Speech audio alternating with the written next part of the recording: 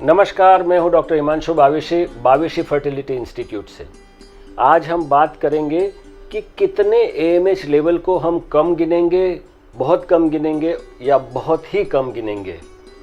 आप एएमएच क्या है वो मेरे वीडियोस में देख सकते हैं, जहां पे मैं समझा चुका हूं कि एएमएच क्या होता है, और वहां पे मैं ये भी बता चुका हूं कि 3 के आसपास का एएमएच हम नॉर्मल गिन के चलते हैं।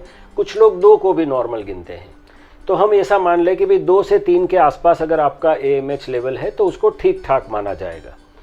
मगर अगर आपका एएमएच लेवल 2 से कम है, या कुछ लोग मानते हैं कि 1.5 से कम है, क्योंकि यहाँ पे कोई स्टैंडर्ड इंटरनेशनल डेफिनेशन नहीं है, इसलिए अलग अलग अभिप्राय यहाँ पे है। इसलिए 1.5 से 2 के बीच में हम उसको लो या उससे नीचे वाले को लो कहेंगे। तो अगर आपका एएमएच 1.5 से कम है तो उसको लो मतलब कम एएमएच ऐसा हम कहेंगे। आजकल हम ऐसे बहुत सारे पेशेंट्स देखते हैं जिनका एएमएच लेवल 1 से भी कम होता है, तो फिर हम उसे क्या कहेंगे? तो फिर हमें उसे बहुत कम कहना पड़ेगा। और ऐसे भी पेशेंट्स आते हैं जिनका एएमएच लेवल 0.5, 0.05, 0.03 ऐसा भी होता है, तो फिर उसको हम क्या कहेंगे? तो उसको हमें बहुत ही कम या वेरी वेरी लो ऐसा कहना पड़ेगा। तो ये हमारा एक अंडरस्टैंडिंग है, समझ है कि भाई हम उसको कैसे इवेल्युएट करते हैं, उसको कैसे समझते हैं।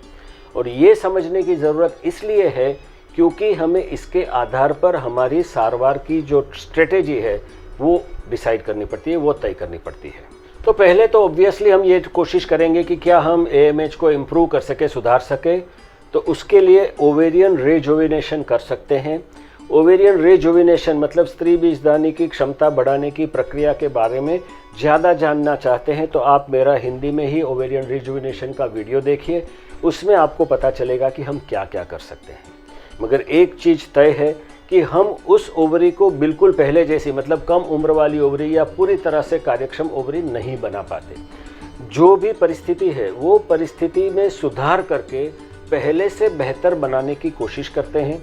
और इसलिए आपको ऐसा भी करना चाहिए कि जब आपका वो फ़ायदा हुआ है, इम्प्रूवमेंट हुआ है, सुधार हुआ है, तो उसका लाभ लेके संतान प्राप्ति हो जाए जल्दी से जल्दी, ऐसा करना चाहिए। तो वहाँ पे आपके लिए आईवीएफ का ऑप्शन बहुत ही कारगर होता है। आप अपने एक से आईवीएफ करा के संतान प्राप्ति कर सकते हैं और वही बेस्ट तरीका है। मगर कभी कभी सिचुएशन इतना ख़राब होता है और मेंटल, फिज़िकल और फाइनेंशियल मतलब दिमागी तौर पर, शारीरिक तौर पर या आर्थिक तौर पर जो भी आपकी परिस्थिति है, उसके आधार पर हमें ऐसा भी निर्णय लेना पड़ सकता है कि भाई स्त्री बीज बाहर से लेके डोनर एग से भी हम ट्रीटमेंट करा सकते हैं। तो उसका अंतिम निर्णय आप कैसे लेंगे? उसके लिए आपको एक अच्छे फर्टिलिटी एक्सपर्ट को कंसल्ट करना चाहिए, उनसे अपना पूरा केस डिस्कस करना चाहिए, उनसे परामर्श करना चाहिए। बाकी के जो फर्टिलिटी फैक्टर्स हैं मतलब आपकी संतान प्राप्ति की सारवार को या सफलता को असर कर सके ऐसे जो भी परिबल हैं उसको देखना चाहिए, और सबका एक समग्र इवैल्यूएशन करके आपको एक फाइनल डिसीजन, अंतिम निर्णय लेना चाहिए ताकि आपको जल्दी से जल्दी संतान प्राप्ति हो सके। आई होप कि आपको ये वीडियो अच्छा लगा। देखते रहिए। नमस्कार।